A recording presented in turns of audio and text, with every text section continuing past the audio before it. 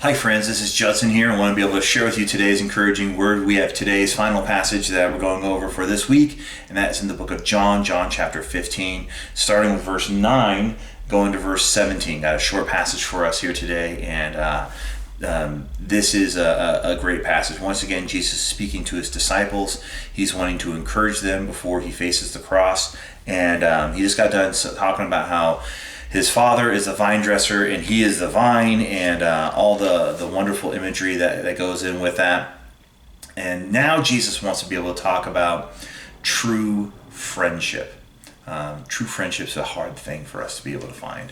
And so what is true friendship? And he wants us to be able to see that and to be able to know that over here. Let's look at verse 9 and following. As the Father has loved me, so have I loved you. Abide in my love. True friendship is based in love. You know, when we love one another, then we can be able to have true friendship. We can be able to do those various things. And we are called to not just abide in Jesus, but to abide in his love, our relationship with him, that we rest and we live in that love that he has for us. And we rest and live in knowing that we have a relationship with God, that he loves us in the way that he does. And so that is a comfort for each and every one of us to be able to know of his goodness and kindness. If you keep my commandments, you will abide in my love, just as I have kept my Father's commandments and abide in his love. And so we see that following Jesus is not meant to be work. It's not meant to be hard work, but it's relational, and it's this relationship that's built off of love. It's not built off of fear. It's not built off of anger. It's not built off of malice. It's not built off of our strongly held opinions. It's built off of love, and we need to be able to know that Jesus is the relationship between the Father, the Son, and the Spirit, and the three of them working together is a relationship built on love, and we need to be able to build that relationship in love with one another. Continuing on, verse 11, these things I have spoken to you, that my joy may be in you, and that your joy may be full. And I love this just little reminder here that when we follow Jesus, it's not out of obligation, but it's a relationship that's going to be filled with joy on our part, and this truly brings joy and happiness to us. It truly brings fulfillment to us. It truly is a meaningful and important relationship for us. And oh man, so good to be able to have the joy of the Lord. And it's good that when we continue to grow in our understanding of God's love for us and our relationship of loving God and his love for us, God gives us more and more joy, and he lets his joy be complete in us. He lets his joy be filled in us. That is a fantastic thing.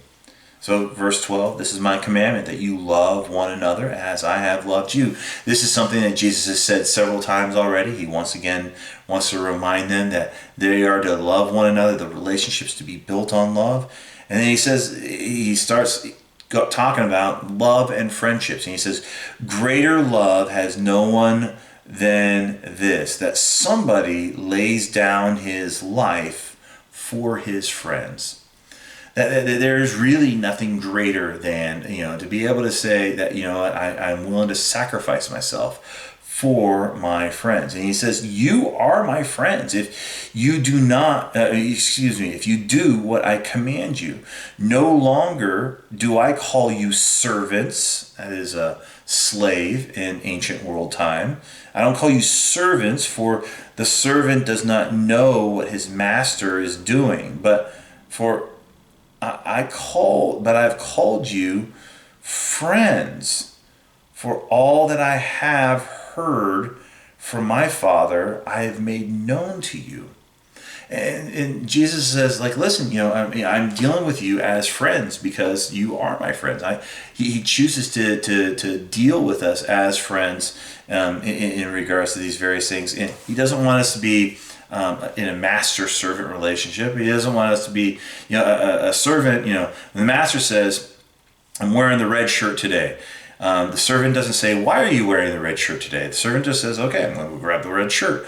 And then when they bring the red shirt in, the master says, "No, I'm wearing the blue shirt today." And it's like, okay, you changed your mind. And then they go over, they do all these various things. And it's not it's not our job the servant's job to ask questions, or the servant's job to kind of try to figure out what in the world is the master trying to do. And, you don't know if the master's trying to put on a fashion show or whatever. But a friend will say, "Hey, can you get this? Can you do this for me?" "Yeah, I can." And then, "Hey, can you do this for me?" "Well, yeah, I can." And those seem like contradictory things for a while, maybe, or two different things. But it's like, well, the reason why is because, when we do this, we're helping this out. And when we do this, we're helping this out over here. And it's like, oh, okay, well, I know what's going on now. I can see the bigger picture. And Jesus says, he tells us what the Father is doing. He tells us God's going on. God has going on. God wants us. And when I talk about this, God doesn't talk to us in these very specific things of like getting shirts or whatever.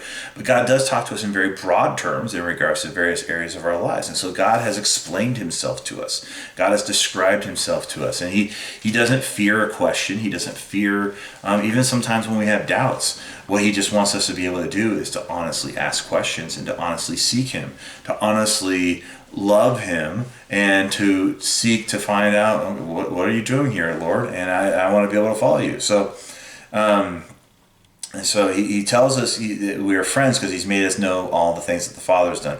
He says, "You did not choose me, but I chose you and appointed you that you should go and bear fruit, and that your fruit should abide, so that whatever you ask the Father in my name, he should give you.